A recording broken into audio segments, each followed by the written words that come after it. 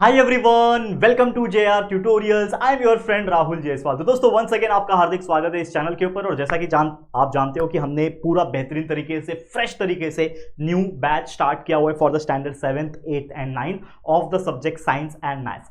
एक और चीज आप सभी लोग जानते होंगे कि already 6th standard 7th standard 8th 9th 10th 11th 12 हर एक स्टैंडर्ड के लिए हर एक सब्जेक्ट का हमने ऑलरेडी पढ़ा के अपलोड करके इसी चैनल के ऊपर रखा हुआ है। यानी कोई टेंशन वाली बात ही नहीं है, आपके पास सभी वीडियोस प्रेजेंट है। लेकिन जो 7th 8th 9th के जो बच्चे थे खासकर उनके लिए जो वीडियोस प्रेजेंट है वो व्हाइट बोर्ड वाले वीडियोस है जो हमने लगभग 1.5-2 साल पहले रिकॉर्ड किए थे। तो मुझे भी लगा कि यार आप लोग के लिए अपग्रेडेशन की जरूरत है, तो यार हम आपके लिए एक और फ्री बैच लेकर आ गए हैं यूट्यूब के ऊपर, जो कि होने वाला है एक न्यू बैच। तो बहुत सारे वीडियोस डालने हमने स्टार्ट कर दिए, 7th के 8th के, कुछ ही टाइम में 9th के भी स्टार्ट हो रहे होंगे। आप जरूर से चेकआउट कीजिएगा और अपने सभी छोटे बड़े जितने भी आपके कलीग्स हैं, दोस्त हैं, फ्रेंड्स हैं, रिलेटिव्स हैं, सभी को मतलब इन्फॉर्म कीजिएगा कि जेआर ट्यूटोरियल्स फिर से एक बार आपके लिए बेहतरीन नया बैच लेकर आ गया है। तो चलिए शुरुआत हम करेंगे, जो कि आज का जो वीडियो है अगेन 8th स्टैंडर्ड का मैथ्स सब्जेक्ट हमने स्टार्ट किया हुआ था। अब मैथ्स का जो पहला चैप्टर है जिसका नाम है रैशनल एंड इररेशनल नंबर, इसका ऑलरेडी एक लेक्चर हमने देख लिया था। आज है इसका लेक्चर नंबर 2 जिसमें हम प्रैक्टिस सेट 1.2 को कवर करेंगे। तो बेसिकली पिछले लेक्चर में हमने समझा था कि नंबर्स कौन कौन से टाइप के होते हैं, करेक्ट देखा था, याद आ रहा है आपको? नेचुरल नंबर देखा था, होल नंबर, इंटीजर्स, फिर रैशनल नंबर क्या होता है m/n फॉर्म में। फिर हमने उसके बेस पे देखा था कि अगर कोई नंबर लाइन है, आपको मैंने पढ़ाया था, अगर नहीं देखा लेक्चर नंबर 1 जरूर चेक कर लेना जाके। तो नंबर लाइन है, नंबर लाइन के ऊपर बहुत सारे नंबर्स होते हैं और उसमें रैशनल नंबर अगर कोई दिया है तो उसको कैसे हम रिप्रेजेंट कर सकते हैं, शो कर सकते हैं नंबर लाइन के ऊपर, ये हमने पिछले लेक्चर में डिस्कस किया था। और आज हम उसके आगे के टॉपिक डिस्कस करेंगे। तो शुरुआत हम करेंगे। तो आज का जो पहला टॉपिक है जो कि होने वाला है कंपैरिजन, ठीक है ना। अब ये कंपैरिजन होता क्या है, अगर हम बात करें what do mean by comparison, तो कंपैरिजन का बेसिक मीनिंग अगर हम समझने की कोशिश करें, मैं आपको थोड़ा सा यहाँ पे बताने की कोशिश कर रहा हूँ। बचपन में मतलब जब भी आप 6th में रहे होंगे, 5th में रहे होंगे, 7th में रहे होंगे, तो आपने ये चीज जरूर देखा होगा कि मान लो कि आपको एक नंबर दिया है, लेट्स सपोज एक नंबर है आपके सामने 57 दिख रहा है, और बीच में एक आपको बॉक्स दिया रहता था, ठीक है, और यहाँ पे एक नंबर दिया है लेट्स सपोज 63, और आपको ये बॉक्स में फिलअप करना होता था, यानी आपको बोला होता था कंपेयर करना। तो कंपेयर हम कैसे कर सकते हैं? कोई भी चीज को कंपेयर करने के लिए 3 चीज होती है। क्या 3 चीज होती है दोस्तों? एक होता है लेस देन का सिंबल, एक होता है ग्रेटर देन का सिंबल, ठीक है। अब डिपेंड करता है कि कौन से साइड है, मैं आपको बताता हूं उसका फंडा। और एक होता है इक्वल टू का सिंबल, यानी ये 3 सिंबल के हेल्प से ही हम लोग किसी चीज को कंपेयर कर सकते हैं। तो कभी भी एक चीज आपको याद रखना है कि कोई भी एक नंबर है, लेट्स सपोज यहां पे कोई नंबर है 7 और यहां पे कोई नंबर है 13, कभी भी याद रखना जो नंबर छोटा होता है माउथ उसकी तरफ होता है। यानी माउथ मतलब जो चोंच होती है, जैसे हम लोग चिड़िया की चोंच बोलते हैं, बीक बोलते हैं, आपको पता है। लेट्स सपोज ये चिड़िया है तो इसकी चोंच होती है ये, ठीक है ना। तो ये जो बीक होती है ना, बीक, तो जो नंबर छोटा होता है उसकी तरफ बीक होती है। तो ये जो सिंबल है लेस देन ग्रेटर देन वाला, ग्रेटर देन लेस देन वाला, हमेशा याद रखना कोई भी नंबर अगर दिया है तो वो नंबर के मतलब इन दोनों नंबर के कंपेयर करने के लिए कैसे पता चलेगा कि कौन सा नंबर बड़ा है कौन सा छोटा है? तो हम लोग को जैसे मैंने एक फंडा बताया, एक ट्रिक बताया कि जो बीक होती है, चिड़िया की चोंच जो होती है, जो चोंच जिसकी तरफ रहेगा वो नंबर छोटा, तो छोटा कौन है? 7 है, तो चोंच इसकी तरफ बना दो, तो ये हो गया 13 ग्रेटर देन 7 और वी कैन से 7 इज लेस देन 13। इसको हम लोग दोनों तरीके से बोल सकते हैं। तो समझ में आया? तो इसी तरीके को हम लोग, इसी चीज को हम लोग क्या बोलते हैं? कंपैरिजन करना बोलते हैं। ये हमने बचपन में पढ़ा था, उम्मीद करता हूं आपको याद होगा, ठीक है। अब जैसे इसका है 57 और 63, बताओ क्या आएगा? कौन बड़ा है? 63 बड़ा है और 57 छोटा है, तो 57 छोटा है तो 57 की तरफ बीक आ जाएगा, यानी चोंच आ जाएगा, ठीक है, चिड़िया की चोंच 57 की तरफ, ठीक है। समझ में आ गया? ओके। अब मुझे बताओ एक नंबर है, मान लो -1 है, बीच में बॉक्स है, -4 है। अब इसमें कौन बड़ा कौन छोटा?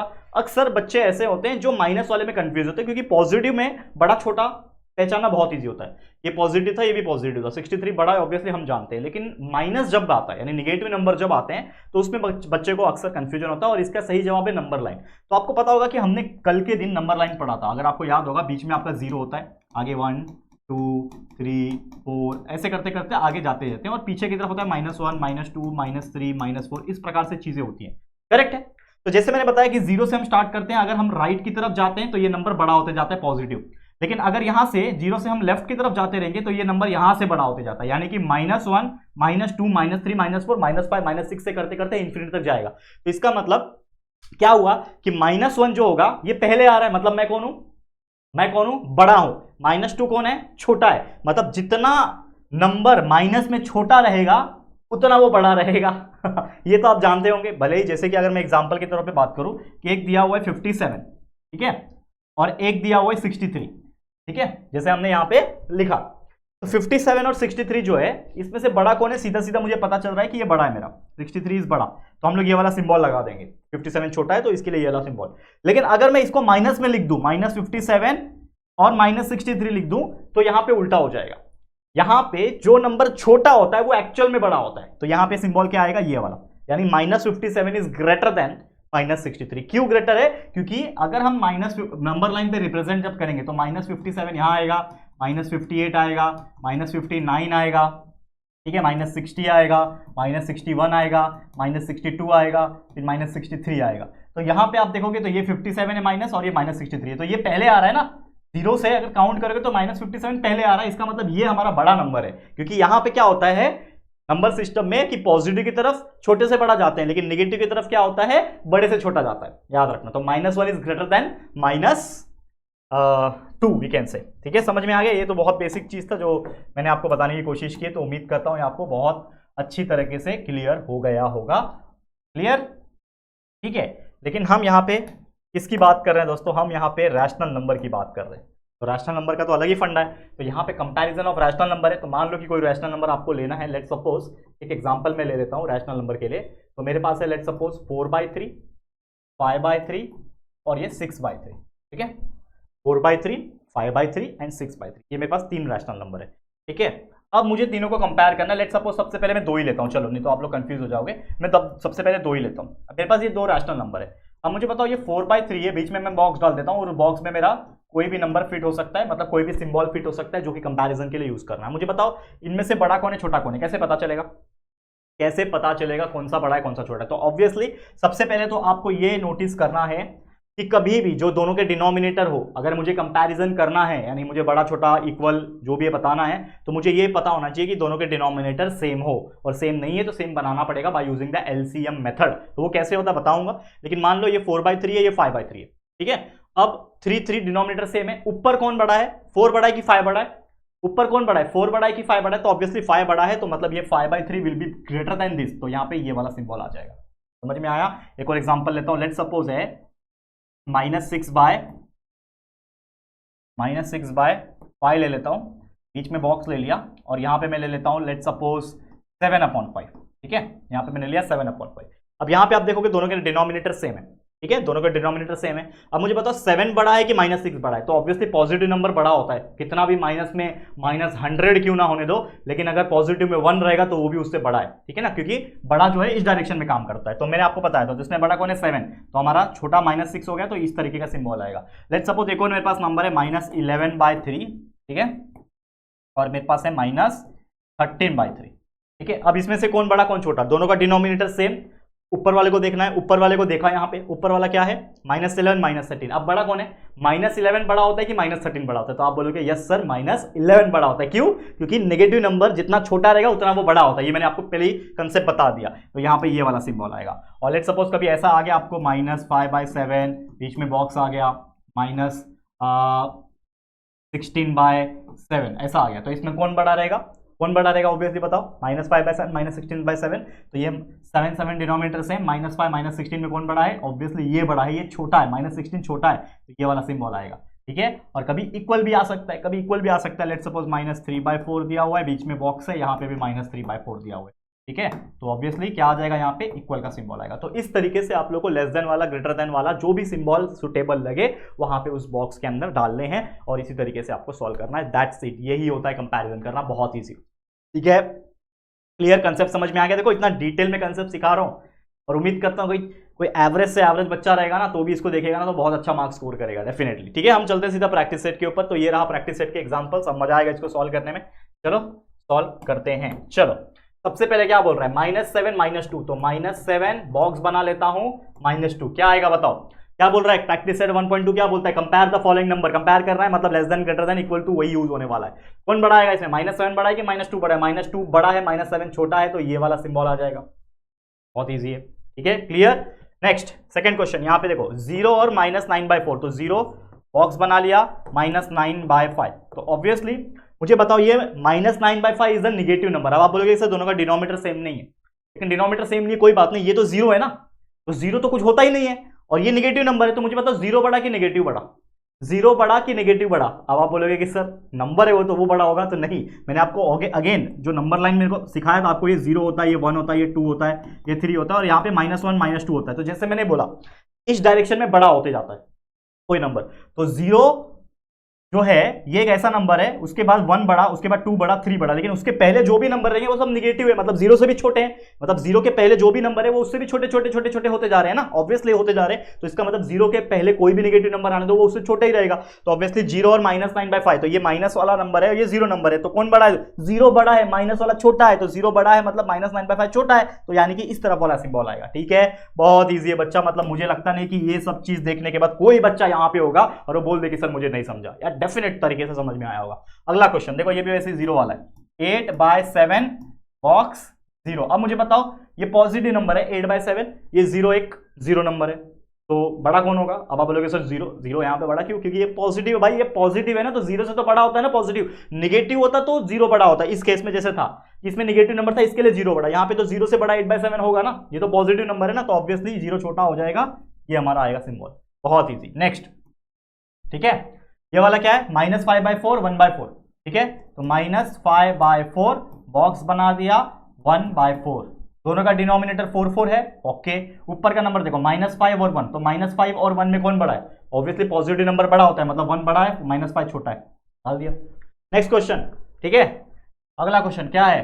40/29 बॉक्स बना दिया 141/29, दोनों का डिनोमिनेटर सेम है, नीचे का 29 सेम है, तो ऊपर वाले को देखो, ये 40 है, ये 141 है, ऑब्वियसली दोनों पॉजिटिव है, तो 40 बड़ा आएगा कि 141 बड़ा आएगा? तो यार 141 बड़ा है, 40 छोटा है, तो ये वाला सिंबल। कितना इजी क्वेश्चन होता है, लेकिन लेकिन लेकिन इतना इजी भी तो एग्जाम में पूछेगा नहीं ना, आगे जैसे बढ़ेंगे अब आएगा असली खेल, ट्विस्ट एंड टर्न वाले एग्जाम्पल्स, यानी कि जिसके डिनोमिनेटर अलग होते हैं, और जो मैंने बताया कि मैं आपको बताऊंगा कि किस तरीके से अगर डिनोमिनेटर सेम नहीं होता है तो आपको सेम बनाना होता है, मैं आपको बताता हूं। चलिए अगले एग्जाम्पल पे चलते हैं।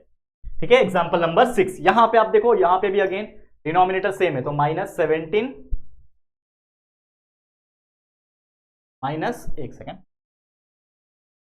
-17/20, बीच में बॉक्स बना दिया -13/20। ठीक है, क्लियर है?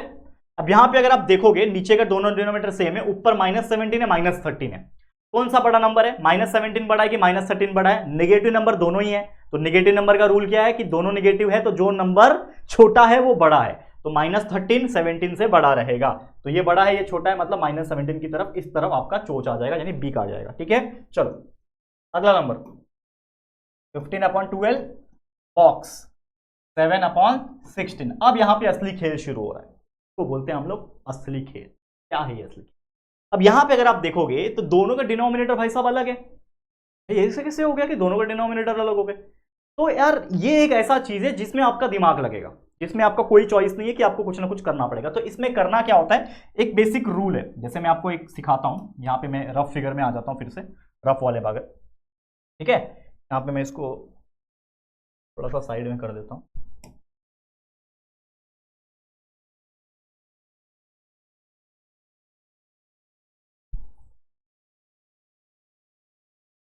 ठीक है, अब जैसे मैं बता रहा था कि मान लो कि मेरे पास एक ऐसा एग्जांपल है 3/4, ठीक है, बीच में बॉक्स, यहां पे मेरे पास है 7/5। ठीक है, दोनों का डिनोमिनेटर अलग है, जैसे मैं एग्जांपल की तरह अपने मन से एक्सप्लेन कर रहा हूं ताकि उस पर हम जाएंगे। तो यहां पे दोनों का डिनोमिनेटर हमें सेम बनाना है, तो सेम कैसे बनेगा? दो तरीके हैं, या तो इन दोनों का आप एलसीएम निकालो। एलसीएम कैसे निकालते हैं, शायद आपने 7th स्टैंडर्ड में पढ़ा होगा, अगर आप पता होगा आपको तो 7th स्टैंडर्ड में पढ़ा है। एलसीएम कैसे निकालते हैं मैं बताता हूं, ये क्या है 4 और 5। ठीक है, तो ये 4 और 5 लिख देने का, फिर ये 4 किसके टेबल में जाएगा? 2 के टेबल में जाएगा, 2 2 जा 4।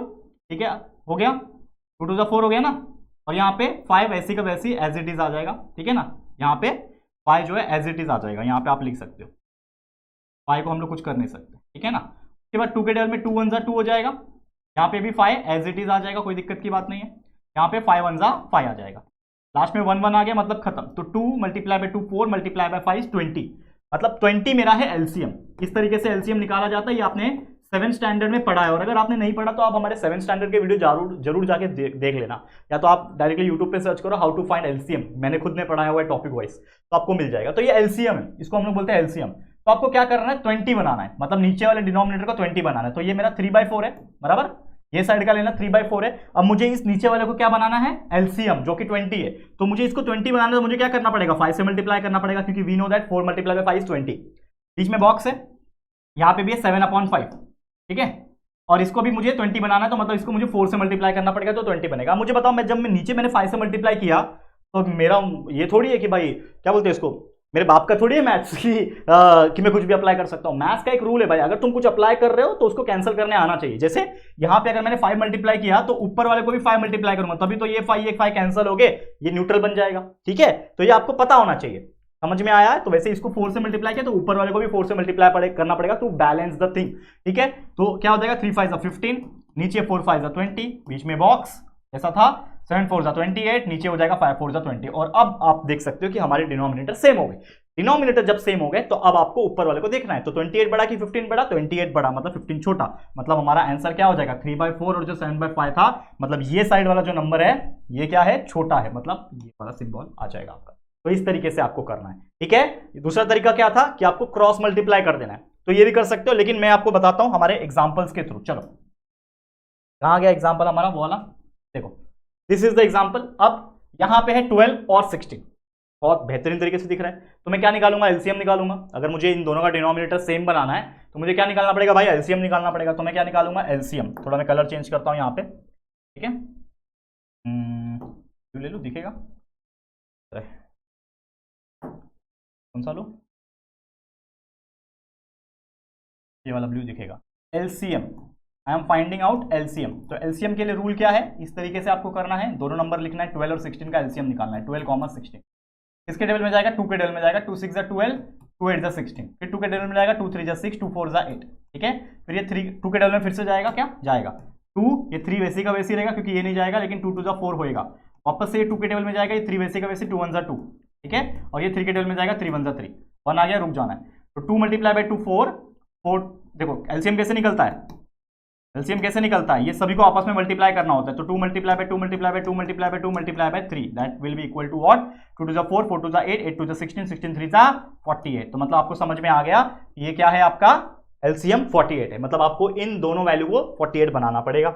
आ जाओ वापस से मुद्दे पे, ठीक है। तो क्या था, 15/12, बीच में बॉक्स, थोड़ा और बड़ा बनाता हूं, ठीक है, बीच में बॉक्स, और अगला क्या है, 7/16, ठीक है। अब जैसे मैंने बोला कि हमें एलसीएम मिल गया, जो कि है 48, ठीक है। अब मुझे नीचे वाले को दोनों को 48 बनाना है। तो 48 बनाने के लिए मेरे पास यहाँ पे 12 है, तो 12 में ऐसा क्या मल्टीप्लाई करूं कि 48 आए। तो 12 का टेबल याद है, 12 1 12, 12 24, 12 36, 12 4 48, मतलब इसको 4 से मल्टीप्लाई करना पड़ेगा। अब जब मैंने नीचे 4 से मल्टीप्लाई किया, तो ऊपर वाले को भी 4 से मल्टीप्लाई करना पड़ेगा। यहाँ पे 16 में ऐसा क्या मल्टीप्लाई करो कि 48 बनेगा, एलसीएम 48 है ना। तो 16 में से क्या मल्टीप्लाई, 16 1 16, 16 2 32, 16 3 48, 3 मतलब इसको 3 से मल्टीप्लाई करना पड़ेगा। ऊपर वाले को भी 3 से मल्टीप्लाई करना, क्योंकि नीचे से किया तो ऊपर से भी करना पड़ेगा बैलेंस करने के लिए। 15 4 होता है 60, ठीक है, नीचे 12 4 होता है 48, बीच में बॉक्स, 7 3 होता है 21, नीचे होता है 16 3 48, 48 48 डिनोमिनेटर इज सेम।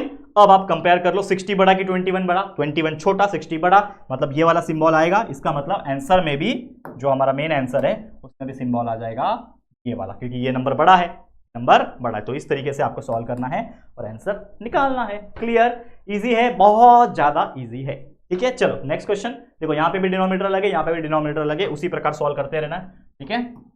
चलो अभी यहाँ पे देखो, बहुत सिंपल सा फंडा मैं आपको बताता हूं। ये 25/8 है, बीच में बॉक्स बना दिया मैंने, -9/4 है। अब यहां पे अगर आप थोड़ा लॉजिक लगाओ, मतलब एलसीएम तो आप निकाल ही सकते हो जैसे मैंने निकाला, लेकिन अगर किसी चीज में जरूरत ही ना पड़े एलसीएम निकालने की, डायरेक्ट कर सको तो वो भी कर लो।